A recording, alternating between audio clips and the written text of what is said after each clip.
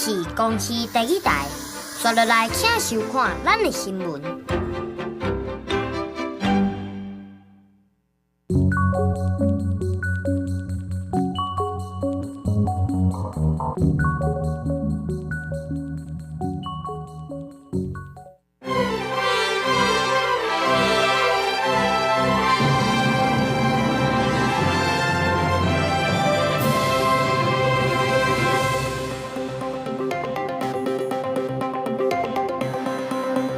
观众朋友，大家好，欢迎收看2月11日公视第一台下晡新闻，我是陈淑君。咱先来看今天有什么新闻重点。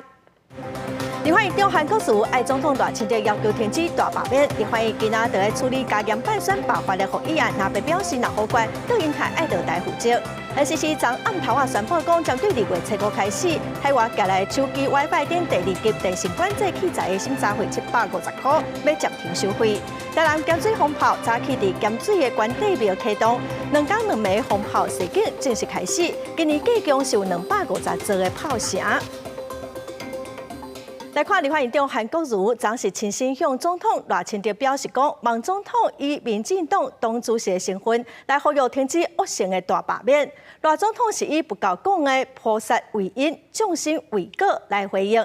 在野党的立委是有真侪批评哦，也毋过伫台南哦，民进党的立委林俊贤佮吴定宇嘛，互发起罢免。第一阶段的书送出去，就因为真侪无合资格，互提件咯。好。院长昨天听到总统的说法，可以接受吗？好，谢谢大家。好，谢谢大家。立法院长韩国瑜前一天伫个议制协调会，当面甲总统赖清德表明，希望总统以民进党主席的身份，呼吁各方停止恶性的大罢免。赖总统引用不改的话回应，伊讲菩萨为因，众生为果，去互在野的立委解脱做事总预算案甲大罢免有因果的关系。某种程度，赖总统的话就是总预算如果搞定了。我就可以让大罢免停止，那不就他露馅了吗？那就是他可以主导大罢免。他们希望透过大罢免的方式来回到他们过去美好的时代，就是一个麻肥戒断症候群。你没有办法说服民众给你更多的席次啊，让你能够所谓的完全执政，所以他错解了因果关系。那被立委认为讲，赖总统想要用影响立委审查预算的职权来换结束大罢免，嘛这个是民进党咧推动罢免。不过，伫个立院的票仓台南，立委林俊宪甲王定宇嘛互锁定是罢免的对象。不过，第一阶段连书送出去了后，都是因为资格无符合去互退件，互民进党台南的立委6个欠一个召开记者会。我们都是台南区域立委，我们几乎每天都在地方。那经过我们询问所有的里长、所有的菜市场、公庙的主委，没有人看过有联署活动。突然间就送出几千份罢免王定宇委员啊，还有罢免我，所以我们提出强烈的质疑，联署人啊的身份、这个背景都跟国民党有关系。那咧互相批评是咧操作罢免。根据中选会统计，到7日为止，拢总收到47案的罢免案，其中44案是立委的罢免案。朝野对起的气氛愈来愈严重。针对在野希望讲，总统除了议制协调，更较应该爱推动朝野政党领袖的对话。总统府秘书长潘明安敢讲，会看未来情形才个决定。公视新闻台北报道。昨赖总统邀请5院院长来讨论国政，立法院今仔就随处理选罢法的人数加严版的复议案，无要邀请行政院长杜英泰来说明。这嘛是杜英泰上任到打第3件的复议案咯。那边嘛强调讲，伊一定会投票来否决，嘛佮要求讲杜英泰若有各项否决，应该就爱落台负责。民进党团是望讲，若别党团应该就爱同意这个复议案来表达诚意，照法度来化解朝野的对立。立委按顺序投票，立法院11进行选罢法人数加减版复议案的审查，而且无邀请行政院长杜英泰来说明，这是伊上任以来第3届提出的复议案。若被佫一届表态，一定会甲否决。台湾民众党地院党团会清楚的投票，维持原决议，反对复议。卓荣泰大概最擅长的事情就是提复议，还是厚着脸皮赖在行政院院长的座位上，这是国家的不幸。行政院提请复议本来是该极为严肃的宪政程序，现在就会变成了卓荣泰争权夺利的宪政工具。如果今天的复议再被否决，请卓荣泰院长勇敢地负起政治责任，立即辞职下台。那边共声批评直直复议，已经造成国家甲社会不安。不过，民进党团甲那边发声，应该同意选罢法复议案提出善意，无定着对启动调查偷人的沟通有帮助。今天的选罢法复议案是人民再给蓝白的立委、各党的立委一个最后的机会。如果让民意持续的站在对立面，这些蓝白委员很有可能一旦面临罢免，这会是你们最后一次的行使投票。就算选罢法复议案结果都要出来，不过后续还佫有总预算案、在违法修正等等的争议，调查立委可能还佫会过招甲攻防。公视新闻台北报道。来看海军168舰队一个姓杨的阿兵哥，伊主动表示讲，伊中国籍的妈妈捌办一办中国的身份证，过期了后又搁要来帮伊订办哦。国防部是先协助这阿兵哥来保留中华民国的身份。移民署初步嘛认定讲，这是一件特殊案例。也毋过有立委就真烦恼讲，若有人调故意帮其他人去办中国的身份证，这恐惊问题会真侪。海军伫台海前线守护加远。不过，却标出有官兵持有中国的身份证，时间有到10年，引起关注。海军168舰队有一个志愿役姓杨的上兵，顶一日伊主动汇报，讲伊事先毋知影情形。伊讲因老母是为中国寄来台湾的，因老母过去替伊办过中国的身份证，2021年过期失效了后，又搁要替伊订办，伊才发现代志大条啊。由陆配母亲径自取得大陆地区人民身份，本部已协助杨兵向内政部移民署提出保留中华民国籍意愿。两岸条例规定，任何人不得同时拥有大陆身份和台湾身份，两者只能2择1。根据两华人民关系条例规定，咱国民众伫咧中国，若是有徛户口、有中国的身份证，或者是有中国的护照，台湾的户口就会去互注销，会失去选举、罢免、甲做军公职等等的权利。移民署初步认定，这个姓杨的上兵是特殊的案例。不过，国军有中国的身份证，毋但打击国军的形象，嘛有可能会去互中共摕来操作认知作战。立委烦恼讲，替别人代办中国的身份证是国安的空旁。那他是不是可以帮任何的人甚至是他们想要制裁的人，故意去帮他办中国身份证，借此来达到法律战跟舆论战的目的？两岸本来就是因为制度不同，有很多争执的地方。怎么去求同存异？目前中国的配偶人数有到38万人，摕到台湾身份证的有超过15万人。有国安人士分析，中国的配偶替伊寄来台湾了后生的囝办中国的身份证，未是头一个。军事专家认为讲，这虽然是姓吴的案例，不过中共渗透的手段是百款，千万都要看明切咧。有人说他是不是一个潜伏的间谍啊？你不可以有任何一点的这个蛛丝马迹或把柄让人家抓到。我怎么会去办一个中国的身份证呢？对不对？这是不合情理的。调查局会把这个案件看作是国安的警示，会把有中国身份证、居民户口破坏咱国民众函送内政部调查处理。另外有风声讲，咱台湾有2搭招募咱国民众去中国办证，中国有3搭。陆委会指出，业者协助代办。涉及无经过许可，甲中共的部门合作，会当罚10万以上50万以下罚款。公视新闻台北报道。国家通信传播委员会 NCC 进前宣布讲，民众对国外网站买的第2级的电信器材，包括手机、佮 WiFi 的现机，寄来台湾，这个月开始，一件就要收750块的审查费，引起真侪批评哦。NCC 昨暗头就表示讲，会暂停实施，来听各界意见，才过来向委员会提出申请。NCC 最近修正电信管理业务规费收费标准，任何有拿价 WiFi 无限传输功能的物品，经过海关拢爱交规费，相当每一摆国外买的一个拿价键盘、鸟鼠啊、手表拢爱交759块 NCC， 严重冲击民众的日常生活。搁较有网友就发现，发起联署伫公共政策公开平台提案，要求自用民生甲视听娱乐应该防排除伫收费项目之外，上线一日就突破3600人连署，就会有一个比例原则的问题。你要管制，就会管到太多东西了就跟之前iWin 的事情一样。你本来是要管制色情本来它是一个儿童相关的色情，本来是一个管制的范围，结果一不小心管太多，管到2次元去了完全是一个错误的决策，把这种审查费当成关税在用不要让我们全国的同胞在使用3C 的设备跟产品的时候比别人还贵，要买一些所谓的限定商品，寄到台湾加750块，坏了维修送出去加750块，修好了回来再加750块。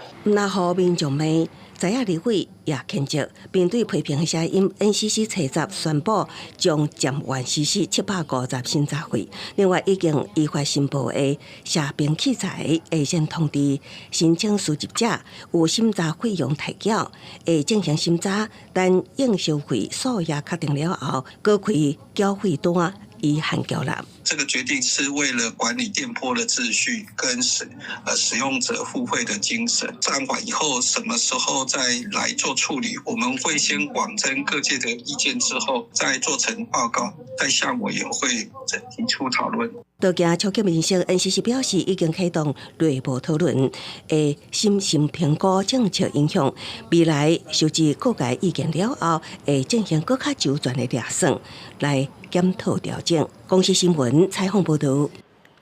来看最近有民众发现讲，因伫网络转播一支纪录片，会记录318日头会运动、青鸟运动的纪录片，叫做《民主练习中》，会互民车抬掉，佮显示讲这个大文违反规定。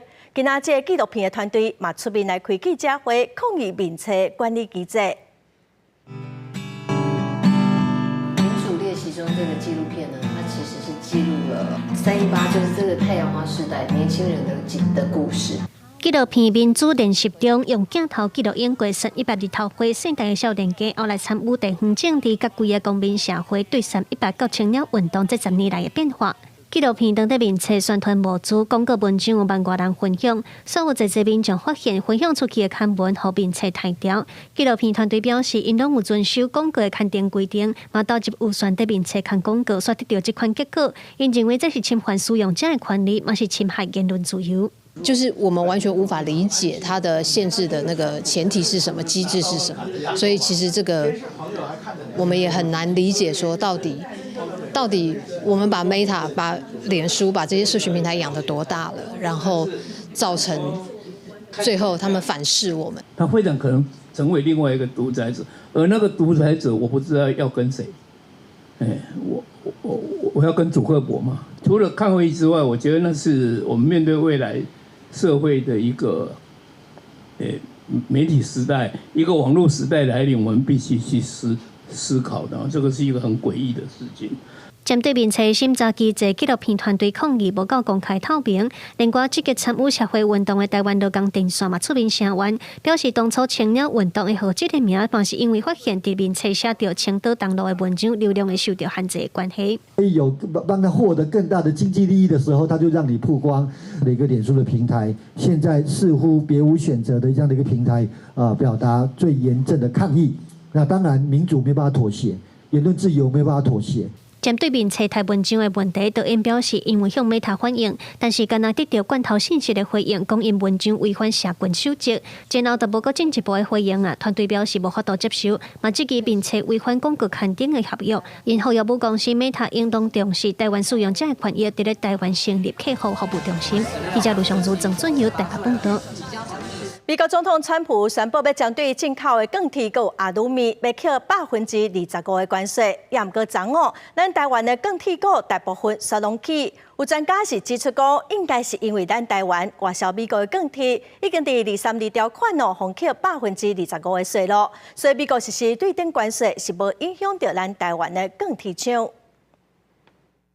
刚才的外销说实在的并不是那么大，因为台湾现在可能比较要担心的是后面川普要祭出的就是所谓的互惠性的关税。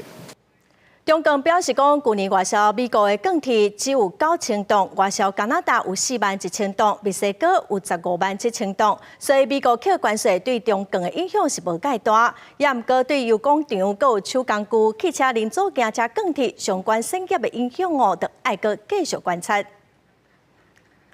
再来看台南咸水风炮是世界正出名的元宵庆典，早起伫咸水的关帝庙头前的广场启动咯。2天2暝的风炮射景正式开始。庙方是表示讲，虽然今年风炮无办伫拜六礼拜，也毋过哦，同款是真有规模，计共是有250座的炮声。明仔载暗时的9点，伫咸水国中哦，会放200万支的风炮。吊车甲一段挂炮吊起来，甲第一挂炮点好倒，代表活动开始。2月11早起8点，元宵重点活动台南咸水放炮正式启动。新桥嘛展开2日2暝的绕境活动，本5条路线进行。店头街甲民众嘛直直甲炮声杀出来，对新桥队伍放炮。不少民众嘛对新桥队伍对调调，就是要体验刺激的感觉。我炸完风炮一直会好一点。做15个啊，做久无来放，我头一帮我无来放啊。咸水放炮有历史意义甲宗教意涵，台南市府嘛协助保存这项传统，那延续过年热烈的气氛，更加希望为地方来祈福。盐水风炮在正月15元宵节的时候达到最高峰，所以呢，我们很希望大家一起来体验、感受到这个民众以及宗教上的欢乐。规模袂因为讲是假日人会减少，因为所有的炮声是拢要献予关圣帝君，所以嘛无减少啊。重点活动要伫2月12日暗时9点开始，伫咸水国中集中来放炮，按算会放200万发放炮。另外，庙方估计今年炮声差不多是250座，4到炮声会分布伫规个咸水区，民众若要参与，就要甲防护措施做好势。公视新闻采访报道。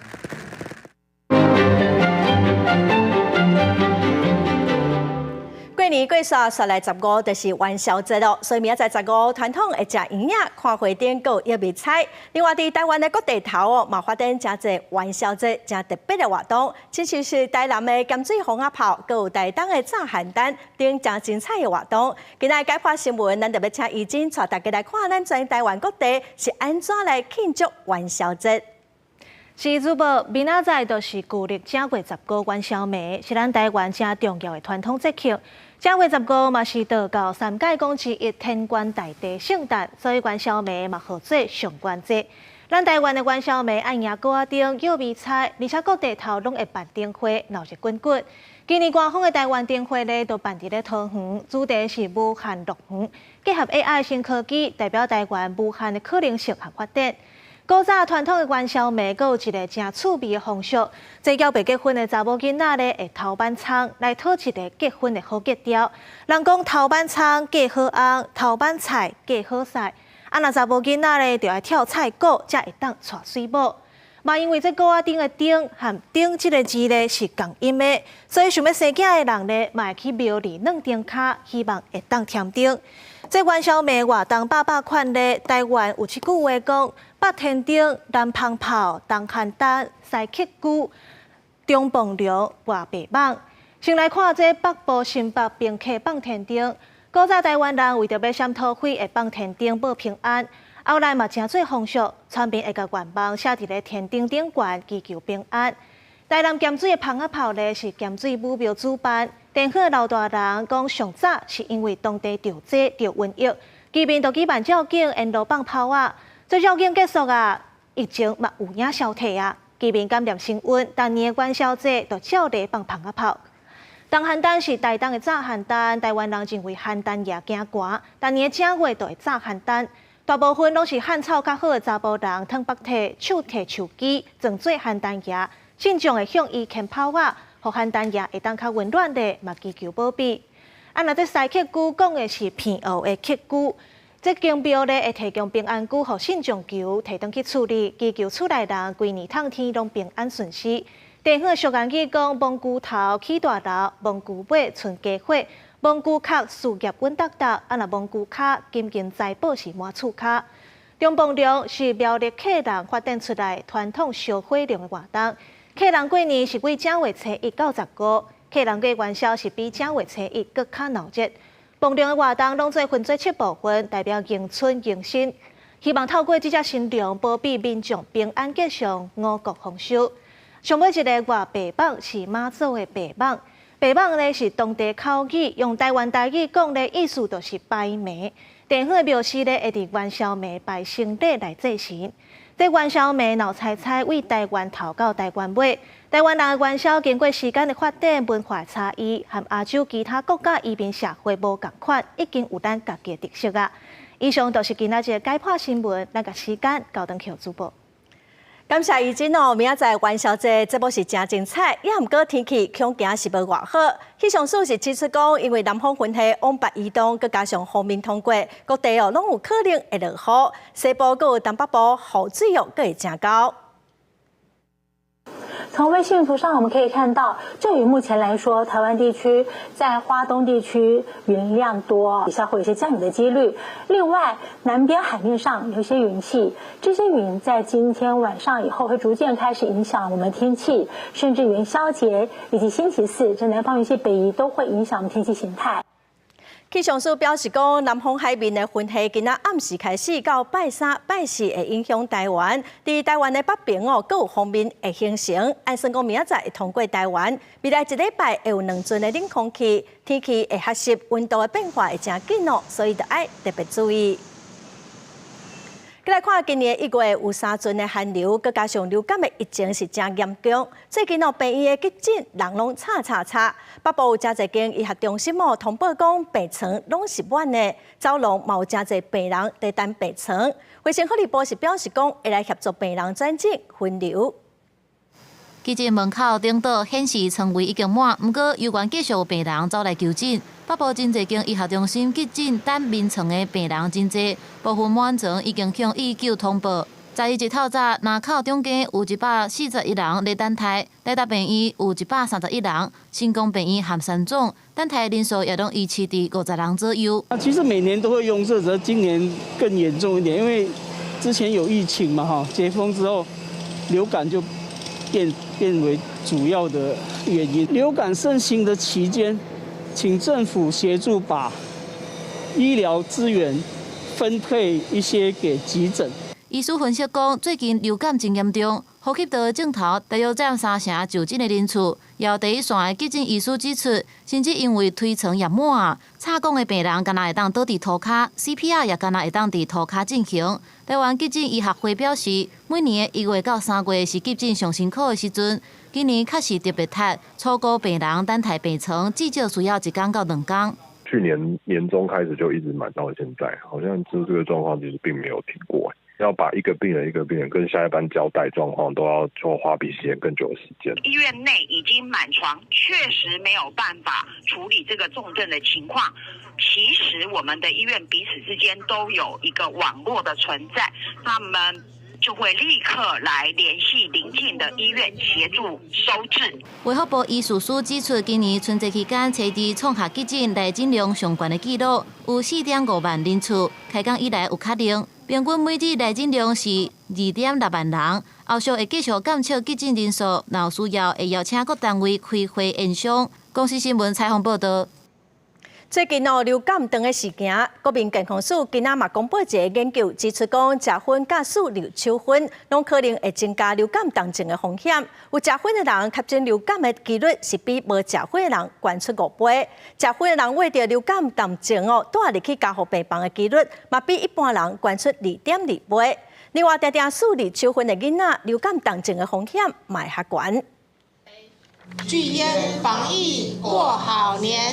花口好，呼吁民众赶紧解薰。流感当咧拖，民众除了注意防射保护家己，也要注意薰品带来的风险。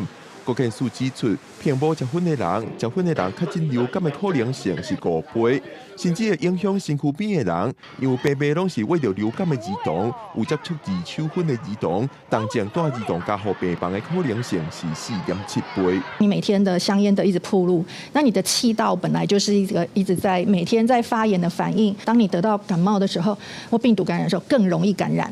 然后更容易感染，而且感染了之后呢，更容易得到重症，而且更不会好，会更拖得更久。根据国健署2023年的调查，发现国中、高中学生当中，每4个人就有1个人伫家庭会接触到二手薰。另外，同款互人烦恼的是学生使用电子烟的比例。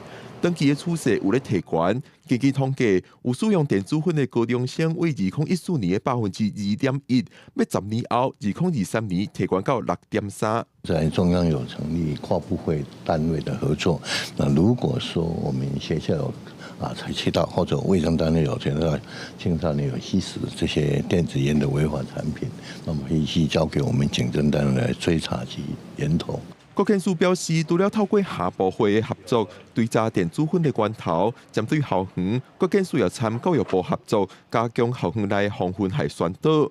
国建署也呼吁家长唔通食烟，除了为着家己的健康，也避免二手烟、三手烟影响到厝内人，提悬规口遭治疗疾病的风险。记者郭文林、玉凯台北报道。国际新闻来看，瓜地马拉昨有一台巴士启动在荷兰，摔到20公尺深的山坎，目前至少造成50外人死亡，事故原因还在调查。救援人员伫咧污染正严重的溃扰内面，甲对山坎顶头搬来这台车内面的尸体搬出来，因为山坎正惊，救援工作正困难。上队员用担架、搁用接力的方式，把尸体一个一个搬起来。Cuando nos dijeron el accidente por las noticias, entonces nos dirigimos hacia acá. Ahí dice que son cosas que no deberían de suceder. 这个巴士吹载自东北边差不多90公里的城镇，要驶去瓜地马拉市，车失去控制，先机弄到几多台车辆，跌落去20公尺深的坎卡，死伤严重。Esto derivado que el bus venía en su capacidad, venía bastante lleno, según lo van a conocer automovilistas que vieron pasar el bus.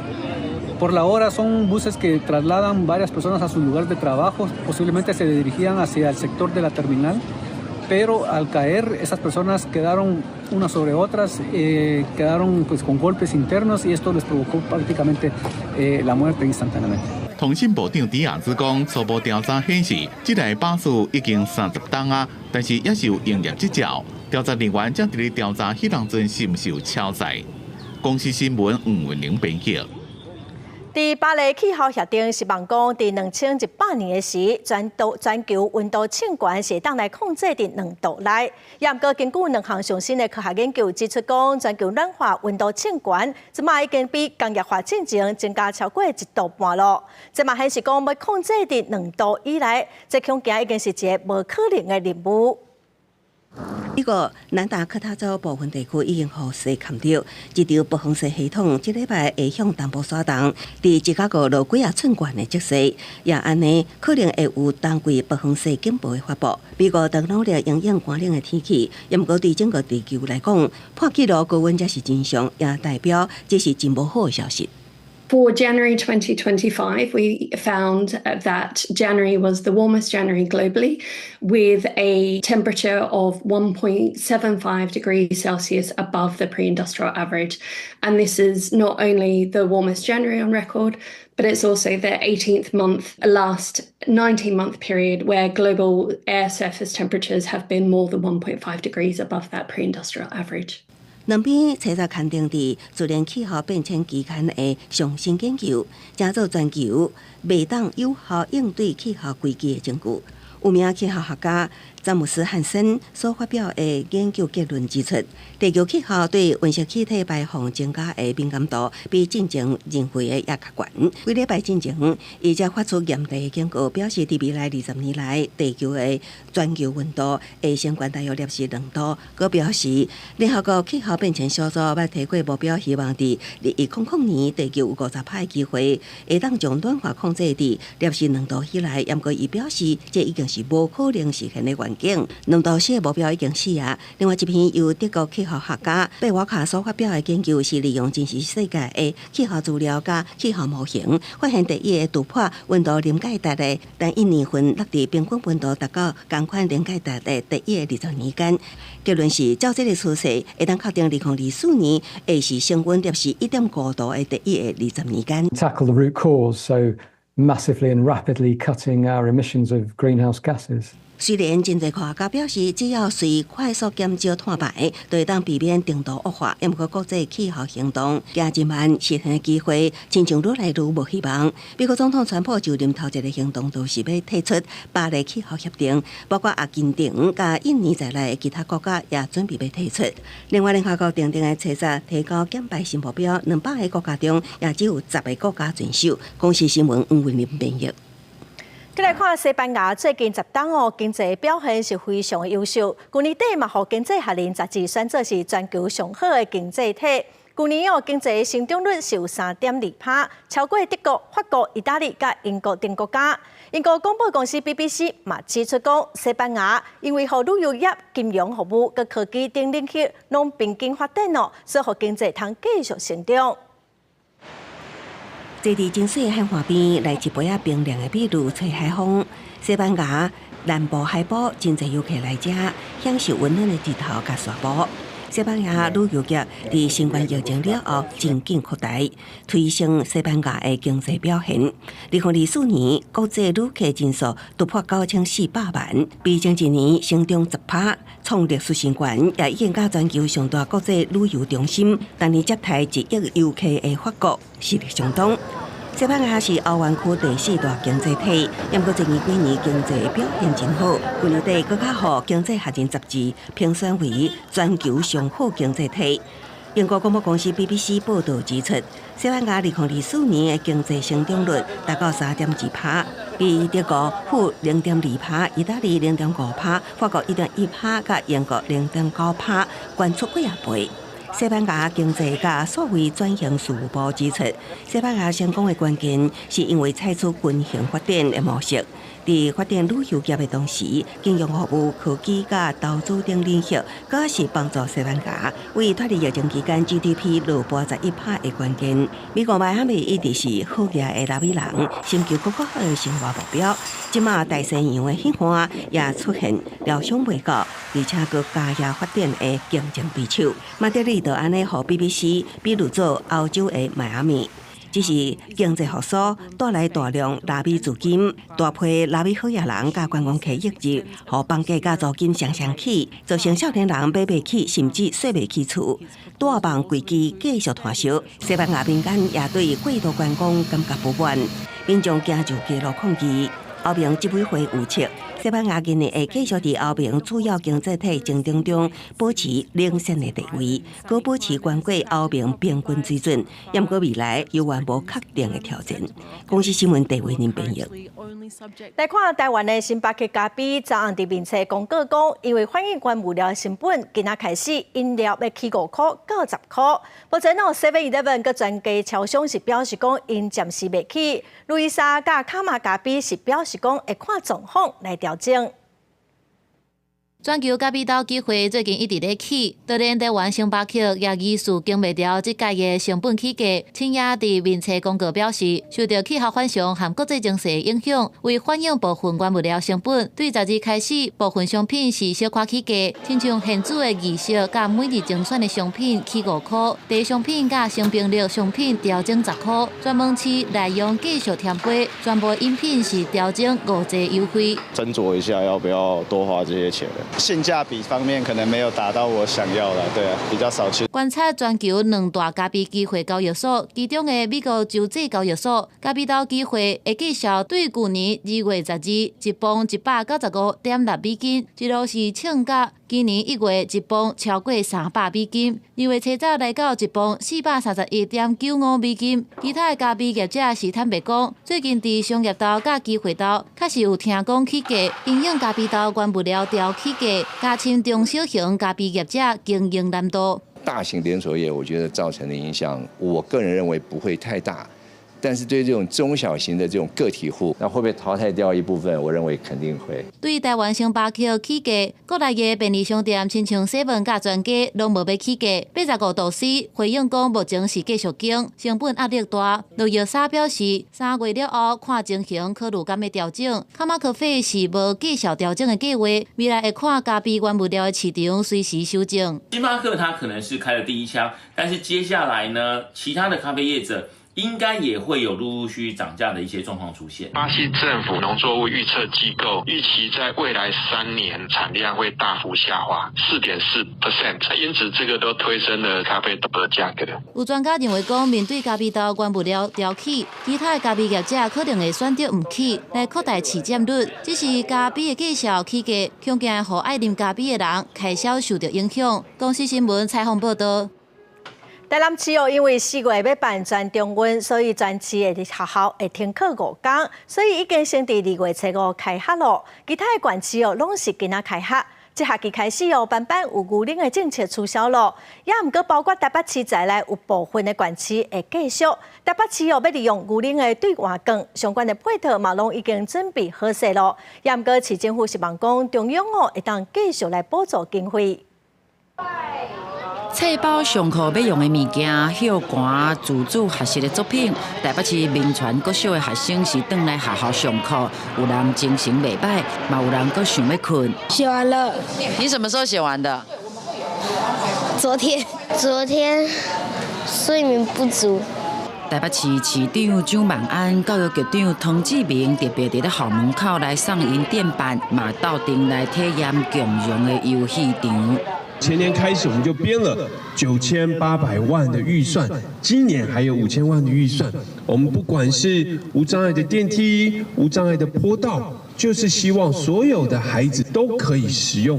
继续来推动台北市校园无障碍空间。蒋万安嘛讲，这学期会继续来推动班班有牛奶，随机来访问小学生，敢有想讲阁啉着牛奶，讲好讲无好的拢有。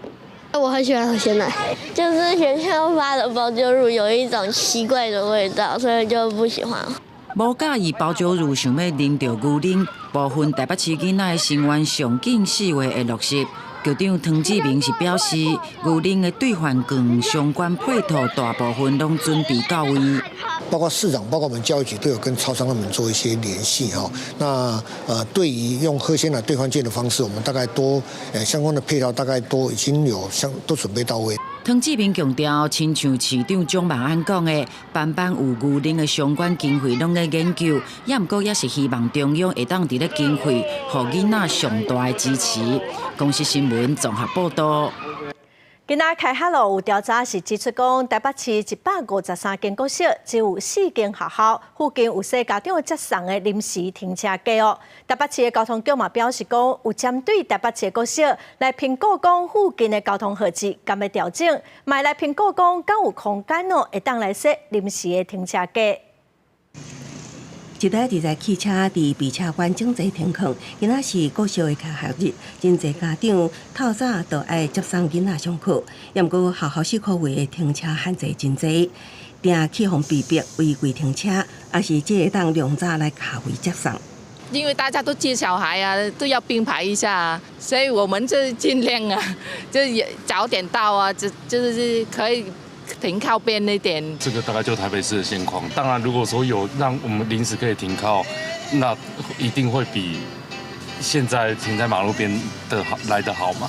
民代指出，北市153间国小，只有4间学校4科位有家长接送临停车格，包括中正区英桥国小、中山区平安国小、北投区惠山国小、大安区新海会营利幼稚园。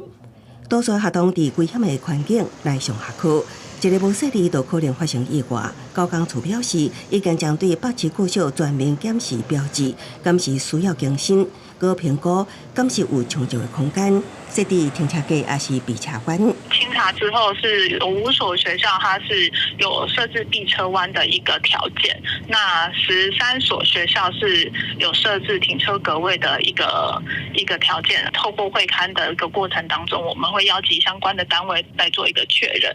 高工处进一步说明，目前有55间国小的家长接送区标志内容需要修正，预计6月底进前改善完成。对家长接送停车需求，会先以黄线加上标志作为原则处理。若有空间需求，也会精细评估家长接送临停车格。公司新闻采访报道。大考中心今仔举行今年学测国文作文佮英文作文的评分说明会，嘛有针对有争议的题目来做出回应。英文作文的看图、广告词佮国文嘛拢请调一人出面来说明。 2月底就要公布学测成绩啊！针对这届较有争议的国文作文和英文作文，大考中心嘛召开说明会。这届英文作文看图广告词，其中有一张电影院的相片，因为图无够清楚，引起外界议论。后来大考中心决定放零场所的认定，无一定爱写电影院。除了电影院之外，其实素食店啊、百货公司啊、购物中心啊，主要还是看考生是不是能够对自己所选的这个场域跟他所要表达的这个主题，他能够有一个很细节的支持跟描述。大考中心表示，确实有真侪学生唔是写电影院，只要意思是正确的，拢袂影响到分数。也拿国文的作文题目，爱学生以52号日的海岸做例，分享家己的生活经验，因为题目受过抽象，嘛引起各界的讨论。我们这一题的命义基本上是一个半开放式的作文。 也就是说，他只要把他自己的生命经验写进来，透过52赫兹写自己的故事，这个都符合题意。大考中心表示，虽然题目较抽象，不过经过人工挖光的结果，大部分的学生作文写作的方向拢是正确的。挖光老师表示，只要学生分享的是家己的生活经验，拢会当得到袂歹的分数。记者陈阿选、柯敏哲台北报道。 赛车坐车拢爱绑安全带，即马较新型的车，若无绑安全带，就会一直警告哦，有的驾驶会偷食补。警方是表示讲，若发生车祸无绑好安全带，飞出去车外口的风险是加30倍哦，死亡率嘛会增加3.6倍。人生的变数驶入去崩坑，驾驶是愈驶愈偏，常常就失去控制。 意思是细时家己弄甲车祸，连人挂车，拎几6年，弄甲真大力，驾驶甚至是飞出去车外。断掉吼！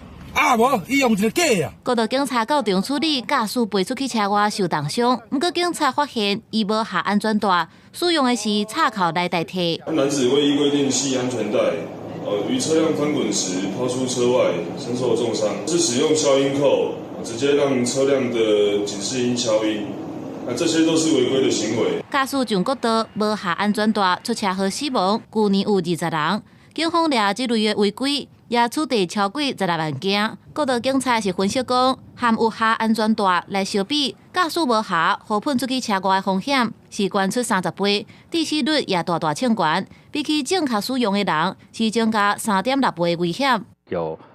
不习惯系上，或者是他忘记，那或者是贪图一时的方便，插销是没有明确规定在法条里面。那不过它也是属于未系安全带的形态的一种，所以公警局还是可以依我们处罚条例的31条处3000到6000元罚款。无按照规定下好安全带，除了袂记得以外，高公局说明讲，也袂少人是靠势贪方便，干那下顶半身，甚至买插扣假下，只是为着消毒警示音。实际走卖场有卖真侪这款的用品，毋过家己买来用归上路，毋若依法会当罚。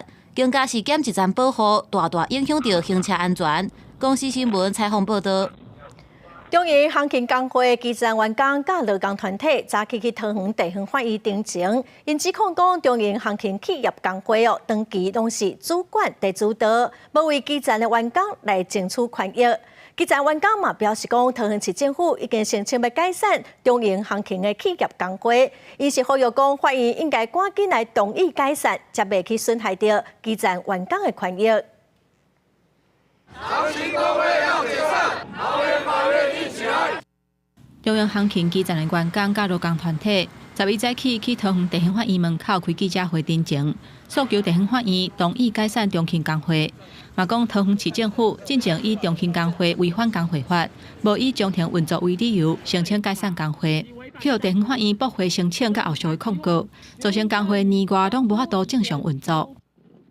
不要以理事会 有开成就代表工会能够正常运作，作为姑息，更放任少数人架空民主权益。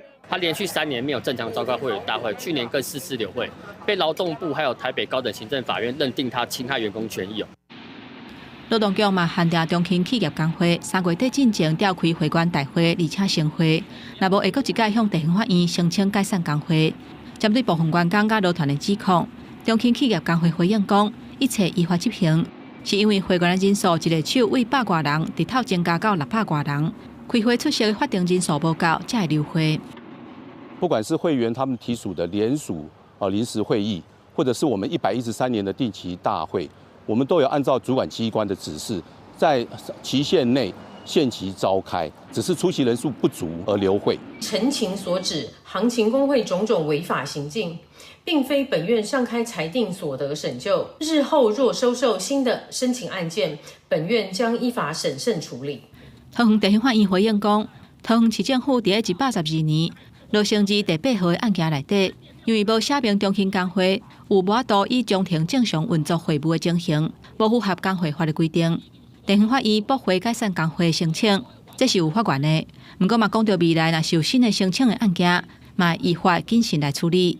公司新闻桃园报道。为着要保障乘客安全台铁决定讲要伫月台来设月台门。今年1月会先伫高雄车头第2月台来测试，那顺利的话会继续来试办，明年的6月进前会全部来完成。也毋过台铁的月台门甲高铁是无啥共款，咱做伙来看卖。列车检索经过拄啊设好的月台测试门入来车站，代替跋越铁轨路的事件不时发生，加上考虑新庄甲有回旅客的安全，代替决定设月台门。第一个测试门就设伫高雄站第2月台，车班较少，主要停漂亮列车的比侧。开启列车车门，那缆绳会跟着车门一起往上。那旅客上下车完毕之后，然后缆绳又会降下来，让列车开出去，这样子有自强号。有莒光号的长度都不一样，而且这个月台还有一些弯道，所以采用这个设计，就可以迎合所有的车种。旅客伫月台边等列车进站，代替车种多，各车站的月台条件嘛无同，所以上下升降的设计会使配合各车种甲月台。根据了解，原定去年底动工的月台门，因为招标问题，到今年1月才动工，总经费将近1亿5千万。大站这边应该比较多，就是管理人员，就是可能会有保全在这边走来走去，可能小站的部分需要加强。在这个附近比较明显的地方做一些先导比较好，不然这个好好的东西为什么这样弄，变得很不好看呢？旅客看法无同，但考虑安全问题，若第一个门测试顺利，代替准备明年6月进前会完成全屏的设置做试办。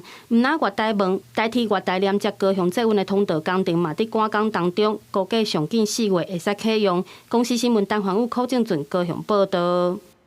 今年寒冷小人数有冷气团甲寒流低温，嘛影响到农作物。中华溪湖葡萄的产地大约是有3成的葡萄花拢冻伤，影响到收成。农民是拼命要来帮果子园来保温。针对损失，农会嘛呼吁农政单位会当来启动现金的救助。将电火计划点到，要来增加葡萄园的温度。中华溪湖的农民真心痛，因为今年第1期葡萄当伫咧开花期，但是冷气团甲寒流陆续带来低温，已经有3礼拜的时间，葡萄花虽去有冻伤，变做石头花，只会当啉痛半条。现在是天气太冷了哈，然后造成葡萄的那个花苞受到冻害它受到冻害以后，它这个花苞就不会再继续长大。然后叶片也会变红、变黄、受损，它造成它不会开花结果，然后最后我们只好忍痛把它摘除掉。农民也搁伫咧果子园四周围装乌色的防风网啊，抽相对温度较悬的地下水，为葡萄根系保温。开灯抽水1分地就要开4-5千块的电钱。溪湖镇农会是表示，中华是葡萄重要的产区，溪湖500公顷种的面积是全县上大，目前初估灾损已经有3成，呼吁政府启动现金补助措施。变成石头花啦，拢影响下未来的采收啦、品质啦，咱损害可能超过3成以上啦。咱希望咱农政单位可以考量是不是可以对现金补助啦。第一个，那个民众要先赶快去公所来报来登记，我们会启动会勘呐。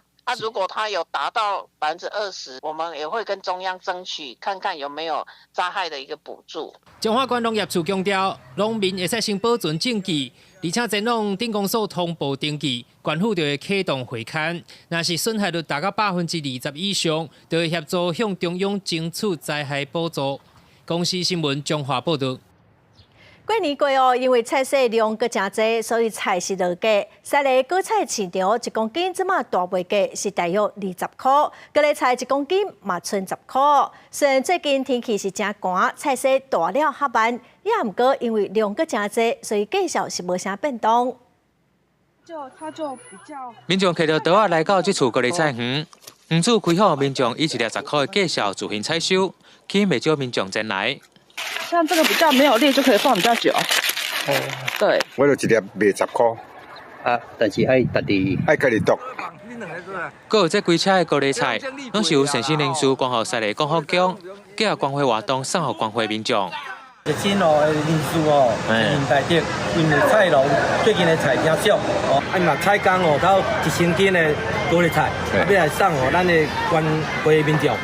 西丽果菜市场表示，春节过后产地蔬菜交货量充足，导致包括油菜类大宗蔬菜规体价拢落价，其中高丽菜每公斤只有剩10块，比去年上关价每公斤超过100块，价差超过10倍。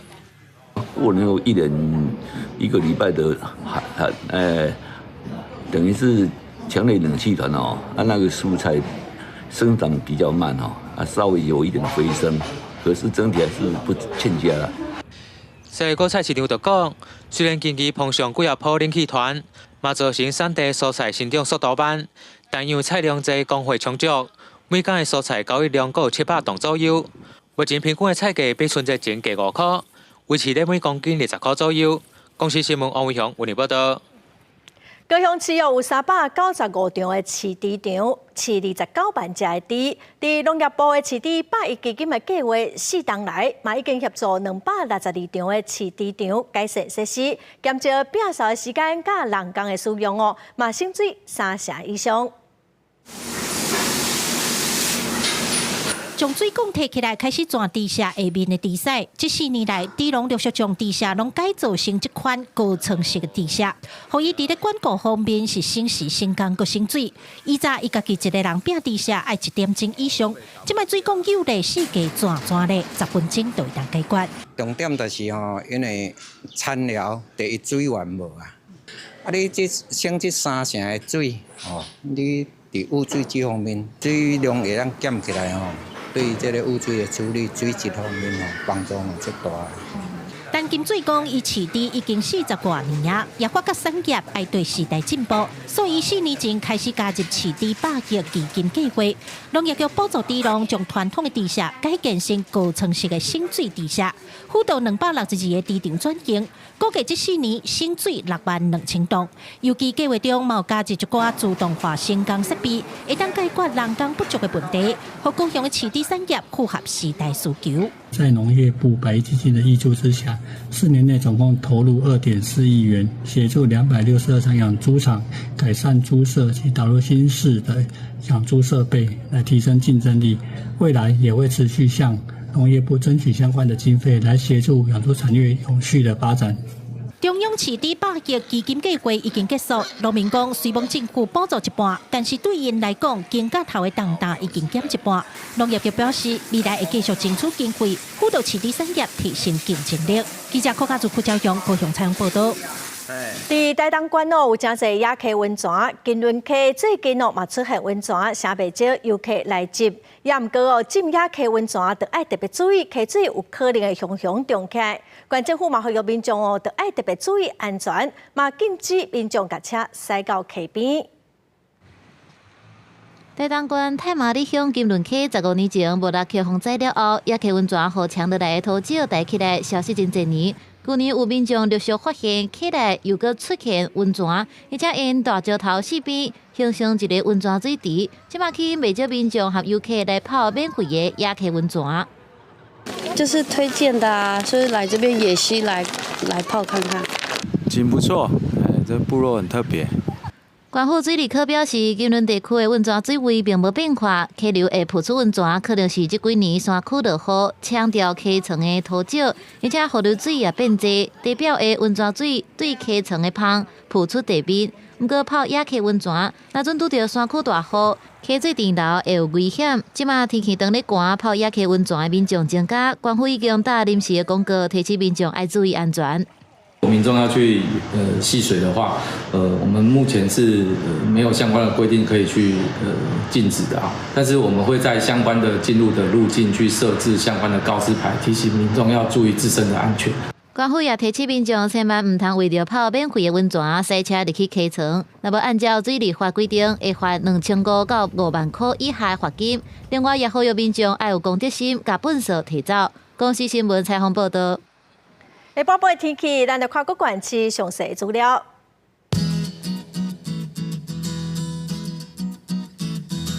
北部地区上低18度，上悬26度。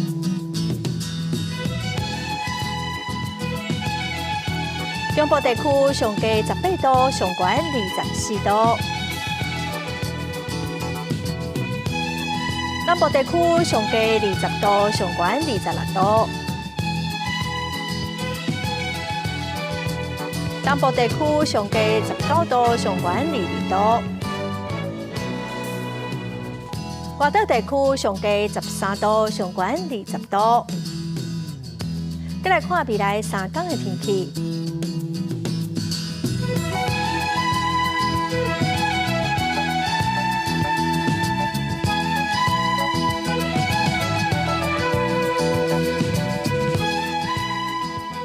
感谢观众朋友收看今仔公视台记台下晡新闻，我是陈淑君，明仔载下晡3点，咱再会。